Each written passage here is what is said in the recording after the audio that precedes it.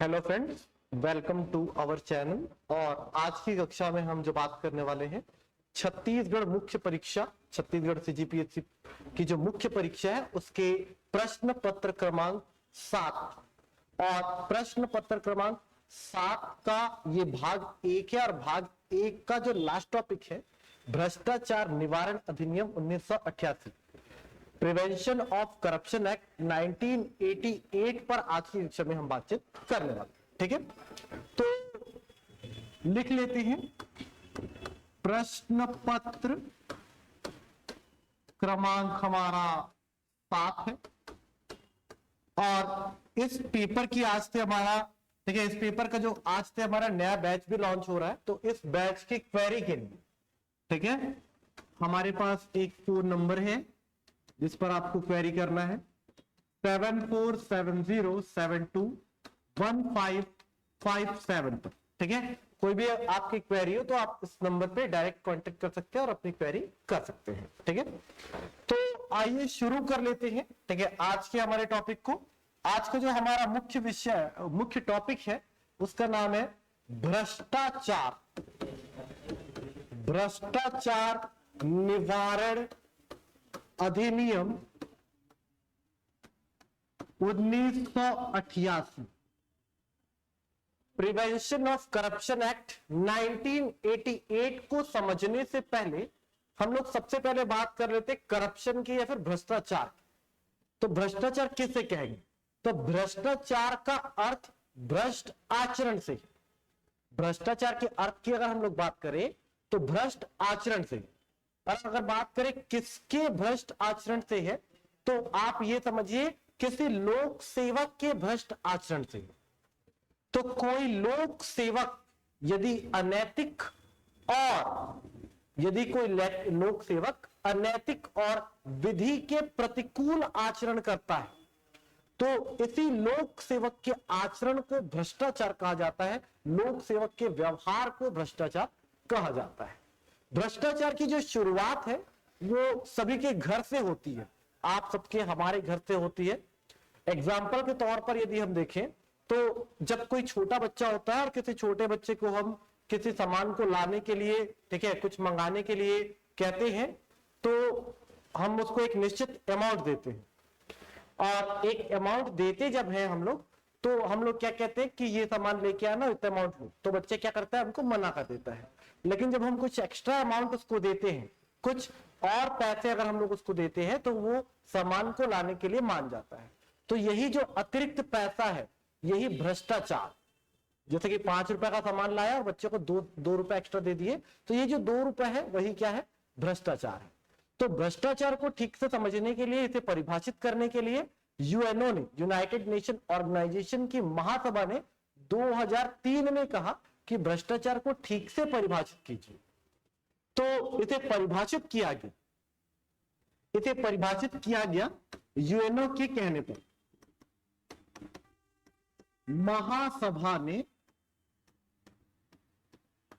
2003 में भ्रष्टाचार की परिभाषा, कैसी परिभाषा, व्यापक परिभाषा देने हेतु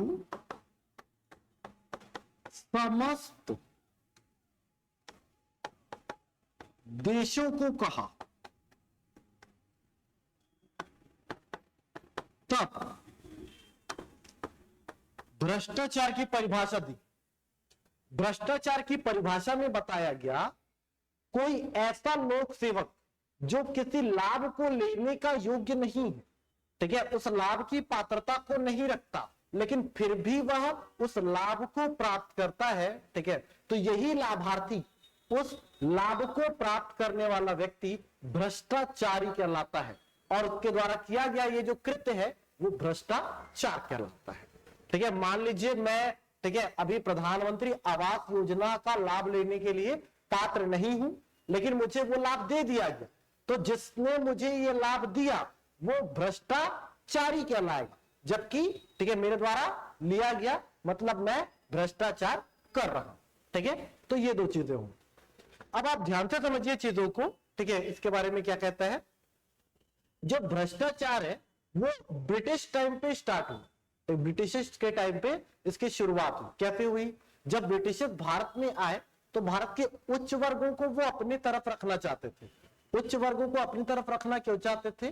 क्योंकि उनका ऐसा मानना था कि उच्च वर्ग यदि हमारी तरफ होगा तो निम्न वर्ग से, ठीक है, निम्न वर्ग को उच्च वर्ग का सपोर्ट नहीं मिलेगा, और निम्न वर्ग को जब उच्च वर्ग का सपोर्ट नहीं मिलेगा तो निम्न वर्ग आगे नहीं आ पाएगा, अंग्रेजों की जो दुर्भावना भरी नीतियां हैं उनका विरोध नहीं कर पाएगा। इसीलिए जो अंग्रेज थे वो उच्च वर्ग को अपने साथ रखना चाहते थे। और उच्च वर्ग कैसे उनके साथ रहेगा? बिना फायदे के, ठीक है। तो अंग्रेज क्या करते थे, उनको एक थोड़ी धनराशि, ठीक है, या फिर गिफ्ट के रूप में उनको कुछ राशियां देते थे, कुछ सामान देते थे। तो ठीक है, क्या करते थे, जो उच्च वर्ग है वो अंग्रेजों की तरफ रहते थे, और जो गरीब वर्ग है वो जो है अंग्रेजों तक नहीं पहुंच पाते। क्योंकि कहीं ना कहीं गरीब जब किसी आंदोलन में भाग लेते हैं उन पर किसी न किसी उच्च वर्ग का हाथ रहता है, ठीक है। बिना उच्च वर्ग के हाथ के कोई भी गरीब व्यक्ति, ठीक है, किसी भी आंदोलन में भाग नहीं ले सकता। तो ये इसकी शुरुआत है अंग्रेजों के आगमन से, ठीक है, ब्रिटिश टाइम से। अच्छा, अब ये कह सकते हैं कि ब्रिटिश के टाइम से भ्रष्टाचार शुरू हुआ था, लेकिन जब हम आजाद हो गए तो भ्रष्टाचार क्यों हुआ और क्यों प्रिवेंशन ऑफ करप्शन एक्ट को लाना पड़ा, ठीक है। इसकी पृष्ठभूमि को सबसे पहले समझते हैं, पृष्ठभूमि को समझते हैं और इसी से शुरुआत करते हैं। तो समझिए, आजादी के बाद, आफ्टर इंडिपेंडेंस, आजादी के बाद जब हम आजाद हो गए तो बहुत सारे हमारे घोटाले होने लगे। जैसे ही हम आजाद हुए 1947 को, उसके बाद 1949 में सबसे पहला जो घोटाला था वो जीप घोटाला था। जीप घोटाला आया सबसे पहले, और ये घोटाला 2 करोड़ का था, ठीक है, लगभग 2 करोड़ का ये घोटाला था 1949 में। जैसे ही हम इंडिपेंडेंट हुए उसके बाद ही ये घोटाला हुआ, ठीक है। इसके बाद आप देखेंगे एक घोटाला हुआ था, मुंदड़ा घोटाला, ये 1957 में हुआ था, मुंदड़ा घोटाला,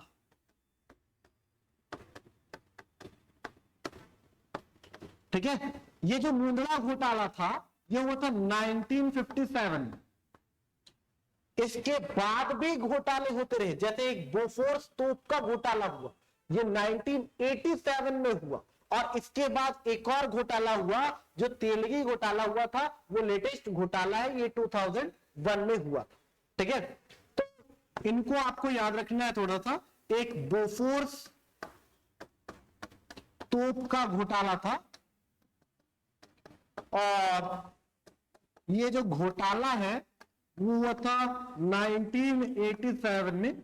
और एक जो लेटेस्ट का जो घोटाला है जिसको हम तेलगी घोटाला कह रहे हैं, ये जो तेलगी घोटाला है ये हुआ था 2001 में, और ये लेटेस्ट है, ठीक है। तो ये घोटाले होते रहे।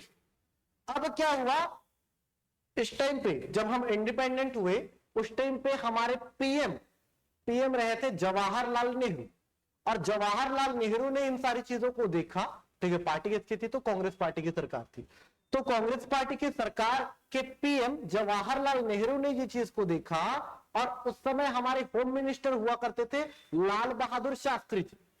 हमारे होम मिनिस्टर हुआ करते थे कौन? लाल बहादुर शास्त्री जी। और लाल बहादुर शास्त्री जी के कहने पर, लाल बहादुर शास्त्री जी के कहने पर 1962 में, ठीक है, किसके बाद, ठीक है, मुंदड़ा घोटाले के बाद 1962 में किसके कहने पर? लाल बहादुर शास्त्री के कहने पर एक टीम बनाया गया, एक संस्था बनाया गया, इसका नाम था के संथानम समिति। और के संथानम समिति, ठीक है, 1962 में के संथानम की अध्यक्षता में बनाया गया था। और यह भारत में भ्रष्टाचार पर गठित पहली समिति हुई, ठीक है। इन बातों को याद रखेंगे।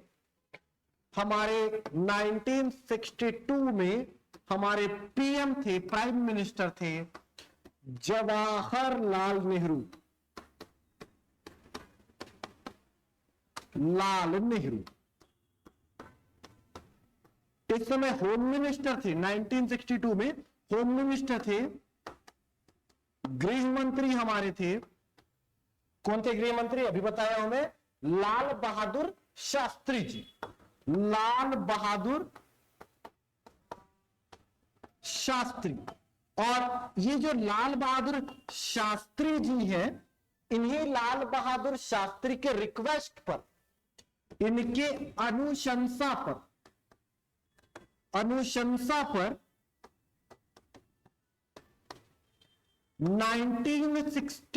में, इनकी अनुशंसा पर 1962 में ही के संथानम की अध्यक्षता में एक टीम बनाया गया। अनुशंसा पर यह व्यक्ति है के संथानम, ये के संथानम की अध्यक्षता में पहली बार भ्रष्टाचार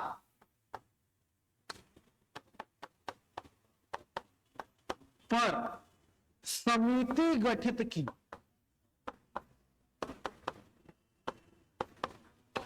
भ्रष्टाचार पर बनने वाला यह पहला समिति था, और इस समिति का नाम अगर आप देखेंगे तो इस समिति का नाम था के संथानम समिति।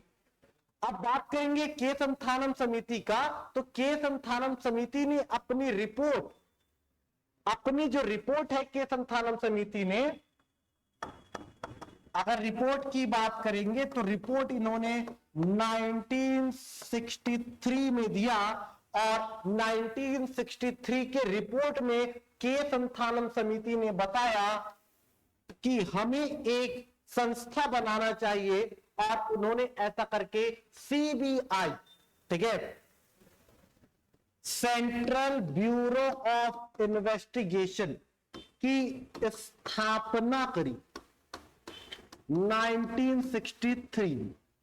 तो के संथानम की अध्यक्षता में भ्रष्टाचार पर पहली टीम, ठीक है, CBI central bureau of investigation की स्थापना 1963 में की गई, और इन्हीं के सिफारिश के आधार पर एक और टीम, एक और संस्था जिसको हम सीबीसी कहते हैं, सेंट्रल ब्यूरो ऑफ करप्शन की स्थापना अगर बात करेंगे ये 1964 में की गई। ये दोनों टीम थी, ये दोनों संस्था थी जिसके द्वारा भ्रष्टाचार पर नियंत्रण लाया जा सकता था, या लाने के लिए इन टीमों का क्या किया गया, इन संस्थाओं का गठन किया गया। ठीक है, इसके बाद बात करते हैं, ठीक है, इसके बाद भी घोटाले हुए, 1964 के बाद भी घोटाले हुए हैं। ठीक है, किसका घोटाला हुआ है, बोफोर्स तोप का।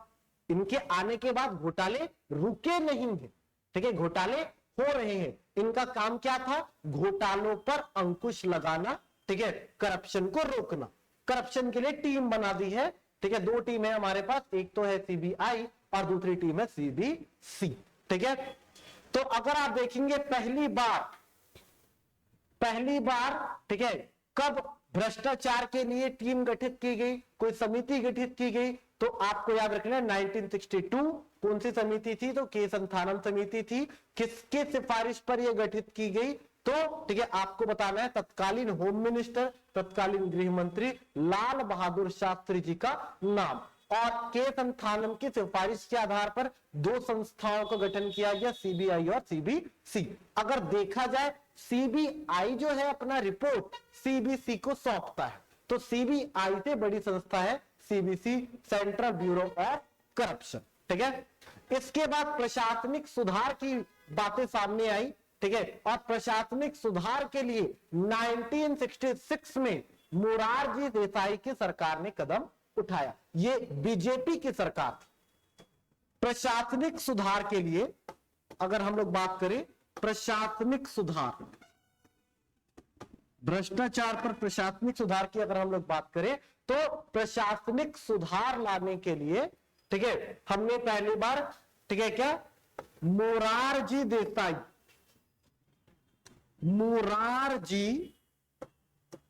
देसाई की अध्यक्षता में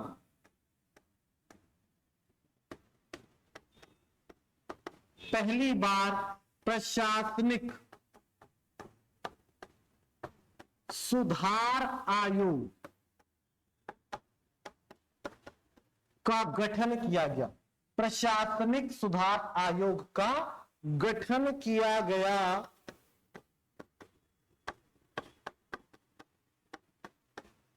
यह किया गया 1966 में। 1966 में यह गठन किया गया मोरारजी देसाई के, ठीक है क्या, सिफारिश पर, और अध्यक्षता भी इन्हीं के द्वारा की गई थी। और इन्होंने अपनी रिपोर्ट में कहा कि भारत में लोकपाल और लोकायुक्त, ठीक है, भारत में लोकपाल और लोकायुक्त की स्थापना होनी चाहिए। कहा सिफारिश में, सिफारिश में इन्होंने कहा पहली बात, भारत में लोकपाल और लोकायुक्त की स्थापना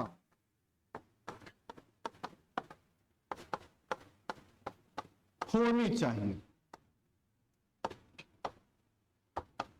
साथ ही साथ भ्रष्टाचार के निवारण हेतु, भ्रष्टाचार के रोकथाम हेतु कठोर नियमों का निर्माण किया जाना चाहिए।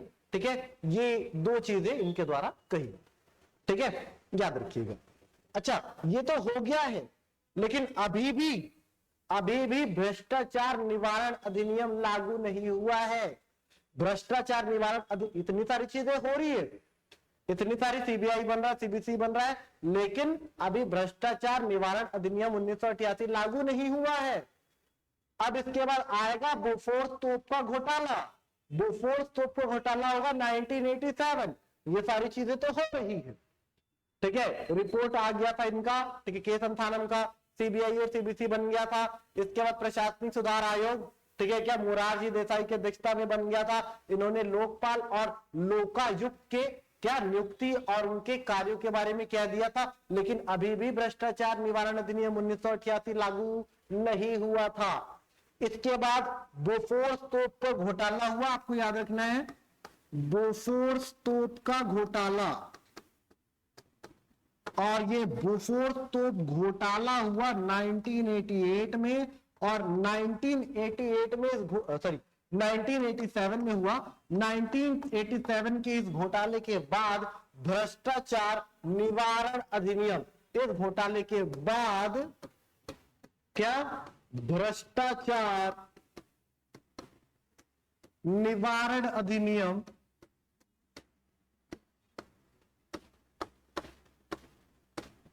1988 लागू हुआ। भ्रष्टाचार निवारण अधिनियम 1988 लागू हुआ। कब लागू हुआ, ठीक है, 1988 में लागू हुआ, है ना। तो ये लागू हुआ बोफोर्स तोप के घोटाले के बाद, ठीक है। इसके बाद बात करेंगे इसके उद्देश्य की। आखिरकार इसके उद्देश्य क्या थी, इस घोटाले के उद्देश्य क्या थी। ये पृष्ठभूमि तो समझ लिया आपने, तो ये लागू हो गया, तो लागू करने के उद्देश्य क्या थे। तो उद्देश्य नंबर ए, सबसे पहले भैया काम क्या कर रहा है इसने, काहे के लिए इसको बनाया गया है, भ्रष्टाचार को रोकने के लिए, ठीक है, भ्रष्टाचार को कम करने के लिए। तो पहला उद्देश्य, तो अगर हम लोग बात करेंगे भ्रष्टाचार की रोकथाम कह सकते हैं हेतु ये लाया गया था।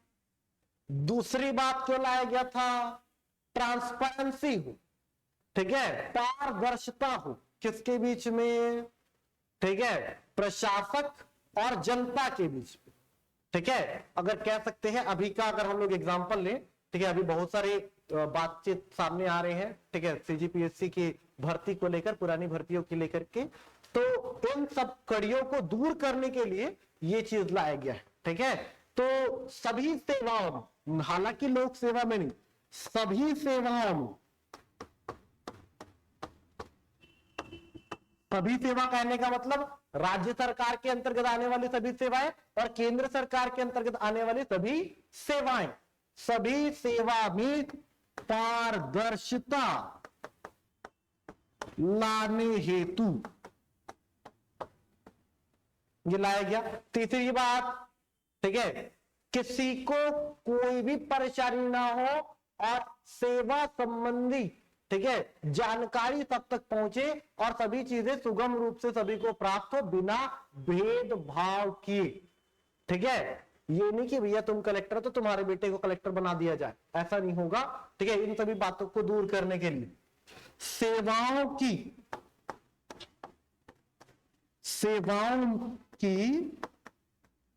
जानकारी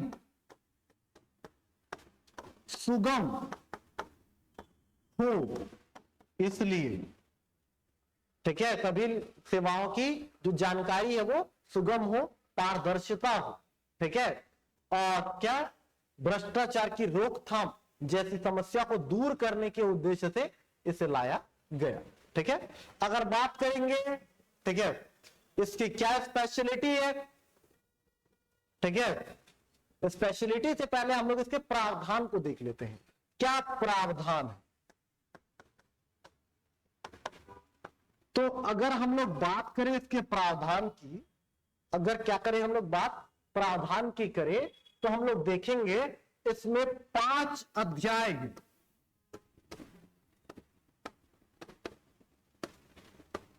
5 चैप्टर है और अगर धाराओं की बात करो तो 31 धाराएं।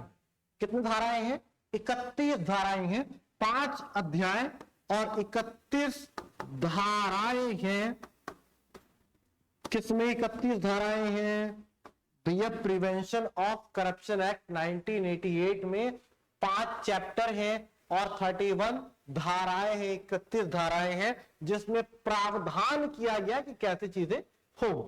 तो देख लीजिए, ठीक है, इन प्रावधानों को हम लोग अगर समझे, सारी चीजें हमारे काम की नहीं है, तो जो इंपॉर्टेंट है उन्हीं को समझेंगे। ठीक है, तो प्रावधान को हम लोग समझ लेते हैं। अपराध के लिए, अगर कोई अपराध करता है, ठीक है, कोई भी अपराध करता है, ठीक है, भ्रष्टाचार करता है, उसके लिए सबसे पहले क्या सजा है? अपराध के लिए पहला है अपराध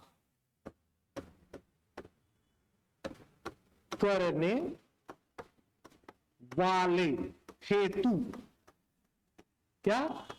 प्रावधान। जो भी व्यक्ति, जो भी लोक सेवक क्या करता है? अपराध करता है, उसके संबंध में प्रावधान क्या क्या है। ठीक है, तो इसके लिए सबसे पहले हमको समझना पड़ेगा धारा 7 को। धारा 7 ये भैया अपराध करने वाले हेतु प्रावधान में धारा 7 है। धारा 7 कहता है रिश्वत लेने के लिए दंड। अगर कोई भी अधिकारी आपसे रिश्वत की मांग करता है तो रिश्वत लेने के लिए जो दंड है वो धारा 7 में। रिश्वत लेने के लिए दंड, ठीक है। और कोई भी व्यक्ति अगर आपसे रिश्वत की मांग कर रहा है, रिश्वत ले रहा है, तो उसको न्यूनतम जो सजा है 3 साल का और अधिकतम जो सजा है 7 साल का उसको मिले। न्यूनतम 3 वर्ष, अधिकतम 7 वर्ष। न्यूनतम सजा 3 वर्ष और अधिकतम सजा की अगर हम लोग बात करें तो 7 वर्ष तक की सजा उसको मिलेगी। ठीक है, इसके बाद बात कर लेते हैं, ठीक है, इसी में ही रहेगा धारा 8 भी। अपराध करने वाले हेतु धारा 8 है। कहता है धारा 8 लोक सेवक पर प्रभाव डालने पर दंड। ठीक है, लोक सेवक पर प्रभाव डालने पर दंड। अच्छा, ये इनडायरेक्टली प्रभाव को बताता है। कैसे प्रभाव डाल रहे हो आप? इनडायरेक्टली। जैसे कि मान लो आपका कोई दोस्त है, ठीक है, वो एक अधिकारी है, ठीक है, और आप किसी से काम करा रहा है, छोटे अधिकारी से। मान लो तहसीलदार आपका दोस्त है और पटवारी से आपको काम है, तो आप तहसीलदार पे अप्रोच लगाओगे कि भाई मेरा काम करवा दे, और तहसीलदार के माध्यम से, ठीक है, पटवारी को बोलोगे कि ठीक है मेरा दोस्त तहसीलदार है, कर दो, तो वो हुआ इनडायरेक्टली अप्रोच। तो अगर आप इनडायरेक्टली अप्रोच लगवा रहे, किसी लोक सेवक पर दबाव बना रहे हो, कैसे दबाव? इनडायरेक्टली। यहां पर इनडायरेक्टली बात आ रही है ना, इनडायरेक्टली दबाव बना रहे हो, ठीक है, तो दोनों आप जेल जाओगे, जो दबाव बना रहा है और जिसके प्रभाव में आकर के दबाव बना रहा है। तो आप और आपका दोस्त जो तहसीलदार है, दोनों के दोनों को क्या होगी? दंड मिलेगी, सजा मिलेगी। न्यूनतम इसके लिए सजा मिलेगी 3 वर्ष और अधिकतम 7 वर्ष की सजा। ठीक है, तो ये मिलेगी। इसके बाद बात करते हैं धारा 9, लोक सेवक पर व्यक्तिगत प्रभाव डालने की। धारा 9 कहता है लोक सेवक पर व्यक्तिगत प्रभाव डालने पर दंड। अगर आप खुद एक तहसीलदार हो और पटवारी पर किसी बात के लिए दबाव डाल रहे हो, खुद से दबाव डाल रहे हो, तो फिर वो डायरेक्टली दबाव होगा, डायरेक्टली प्रेशराइज कर रहे हो, उस बात के लिए भी आपको दंड मिलेगा। न्यूनतम 3 साल सेम है और अधिकतम 7 साल के लिए। ठीक है, इसके बाद धारा 10 और ये धारा 10 है दुष्प्रेरण के लिए। दुष्प्रेरण के लिए दंड। तो अगर हम लोग बात करें दुष्प्रेरण का, तो कोई भी आदमी जो आपको किसी काम के लिए उकसाता है, किसी गलत काम के लिए उकसाता है, ठीक है, या फिर किसी सही काम को करने के लिए रोकता है, तो उसे ही दुष्प्रेरण कहा जाता है। ठीक है, गलत काम करने के लिए उकसाना और सही काम को रोकना, ये दोनों काम करने वालों को दुष्प्रेरण करने वाले कहा जाता है। तो कोई दुष्प्रेरण यदि करता है तो दुष्प्रेरण के लिए 6 माह से लेकर के 6 वर्ष के लिए दंड है। न्यूनतम 6 माह, अधिकतम 6 वर्ष दुष्प्रेरण के लिए। इसके बाद कहता है मूल्यवान दस्तावेज लेने के लिए दंड। अगर धारा 11 में आपको यह बताएगा, धारा 11 में आपको यह बताएगा मूल्यवान दस्तावेज लेने के लिए दंड। यदि आप किसी व्यक्ति से, ठीक है, यदि आप कोई अधिकारी हो, चूंकि भाई लोक सेवक के संबंध में बातचीत चल रहा है, मतलब वो अधिकारी है तब तो करेगा ये सब। ठीक है, तो कोई अधिकारी है, मान लो, ठीक है, मैं एक पुलिस वाला हूं और कह रहा हूं कि भैया किसी काम के लिए मुझे आप अपनी जमीन से 5 एकड़ जमीन दे दो। भैया 2 लाख की मांग मैंने करी, 2 लाख आप नहीं दे पाए, तो फिर मैं कह देता हूं भैया आधा एकड़ जमीन मेरे नाम कर दो। तो नाम नहीं कर रहे तो फिर उसका पेपर लाके मेरे पास जमा कर दो। तो ये हो गया मूल्यवान वस्तु लेने के लिए दंड। तो कोई व्यक्ति यदि आपसे मूल्यवान वस्तु लेता है तो उसके लिए क्या, उसके लिए उसको क्या मिलेगा भाई? दंड मिलेगा। न्यूनतम 3 साल, न्यूनतम 3 साल और अधिकतम की बात करेंगे तो 7 साल। न्यूनतम 3 वर्ष की सजा और अधिकतम सजा की बात करेंगे तो 7 वर्ष। इसी प्रकार से अगर हम लोग बात करें धारा 13 के बारे में, ठीक है, धारा 13 के बारे में अगर हम लोग बात करें, ये धारा 13 कहता है, ठीक है, आपराधिक अवचार के लिए दंड। ठीक है, यदि आप आपराधिक अवचार करते पाए गए, ठीक है, आपराधिक अवचार करते पाए गए, आपराधिक अवचार के लिए दंड। तो यदि आपराधिक अवचार की बातें आती है तो आपराधिक अवचार के लिए जो दंड है वो है 4 वर्ष न्यूनतम और 10 वर्ष अधिकतम। न्यूनतम 4 वर्ष, अधिकतम 10 वर्ष। तो ये आपराधिक अवचार के लिए दंड है।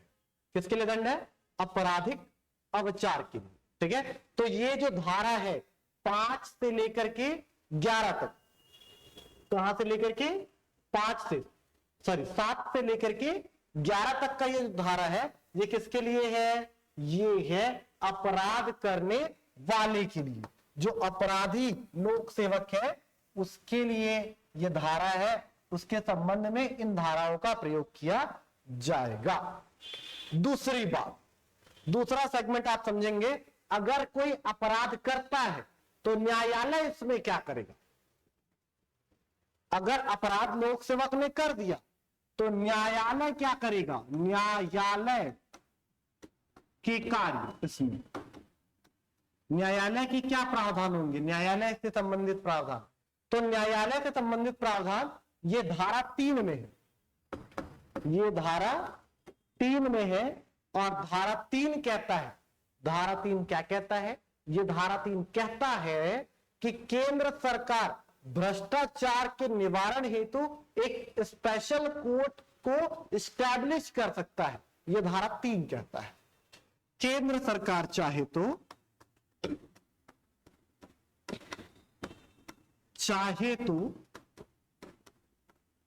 भ्रष्टाचार निवारण हेतु, भ्रष्टाचार निवारण हेतु विशेष न्यायालय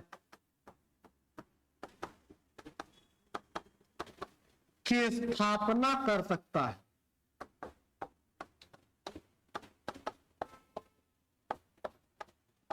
विशेष न्यायालय की क्या कर सकता है? स्थापना कर सकता है। कौन कर सकता है? केंद्र सरकार। ठीक है, ये न्यायालय के संबंध में प्रावधान, एक ही प्रावधान है, बहुत इंपॉर्टेंट है। अच्छा, अभियोजन से संबंधित प्रावधान। ठीक है, जो अपराध किया है उसके संबंध में, ठीक है, अभियोजन के संबंध में क्या प्रावधान होगा?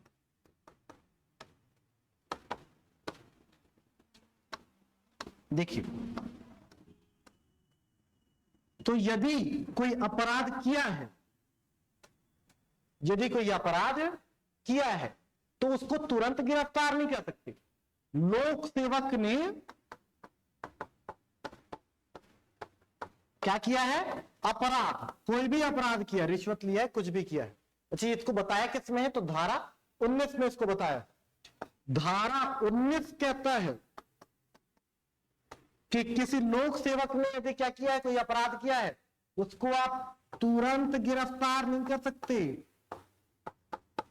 तुरंत गिरफ्तार नहीं कर सकते आप उसको।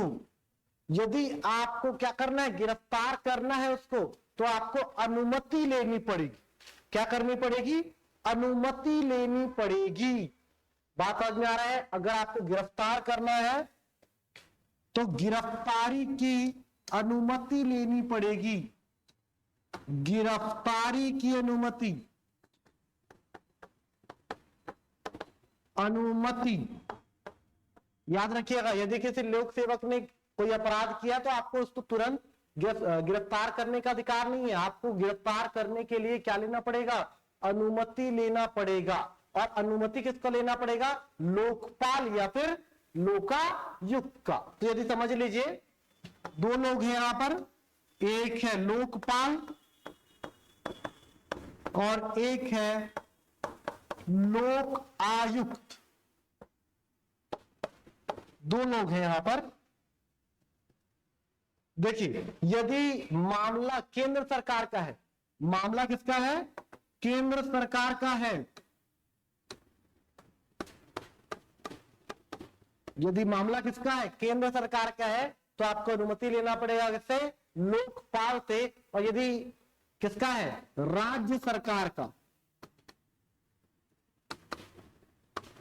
राज्य सरकार का है, तो आपको अनुमति लेना पड़ेगा लोक आयुक्त का। बिना इनकी अनुमति के आप किसी भी समय, किसी भी मामले में लोक सेवक को गिरफ्तार नहीं कर सकेंगे। ठीक है, बात समझ में आ रहा है? अच्छा, इसके अतिरिक्त यदि कोई उच्च अधिकारी है, मान लो कोई कलेक्टर है, तो इसके लिए अनुमति लेना पड़ेगा आपको केंद्र सरकार से। और यदि डिप्टी कलेक्टर है तो आपको स्टेट गवर्नमेंट से इसकी क्या लेनी पड़ेगी, अनुमति लेनी पड़ेगी।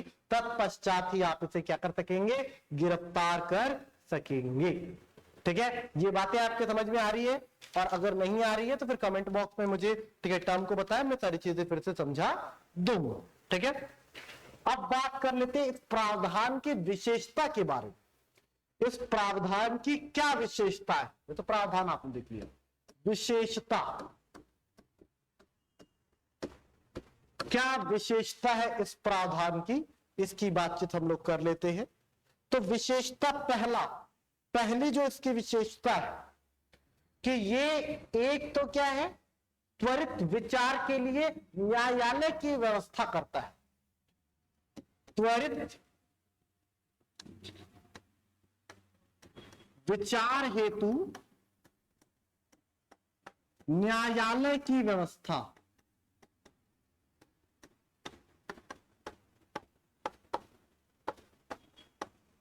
त्वरित विचार हेतु किसकी व्यवस्था करता है, न्यायालय। दूसरा, इसमें क्या है, लोक सेवक पर नियंत्रण स्थापित किया जाता है। दूसरा, लोक सेवक पर नियंत्रण स्थापित किया जाता है।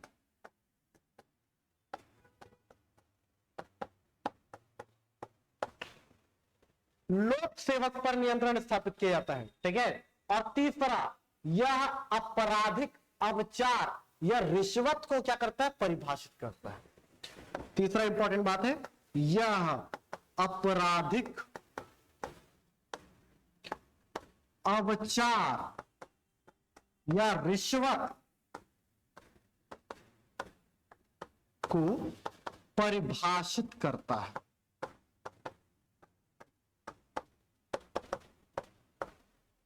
ठीक है, और आगे हम बात करें इसकी सीमाओं के बारे में। किसकी बात करें, इसकी सीमाओं के बारे में यदि हम लोग बात करें तो हम ये देखेंगे इसकी सीमा क्या क्या है, ये किन पर प्रभावी होता है। इसकी सीमाओं के बारे में बात कर लेते हैं। सीमाओं की बात करें तो हम देखेंगे कि पहला, ये कार्यरत लोक सेवक पर प्रभावी होगा। जो काम से, ठीक है, जो रिटायर हो गया उस पर प्रभावी नहीं होगा। ठीक है, दूसरा, रिश्वत देना प्रत्यक्ष रूप से अपराध नहीं माना जाता है।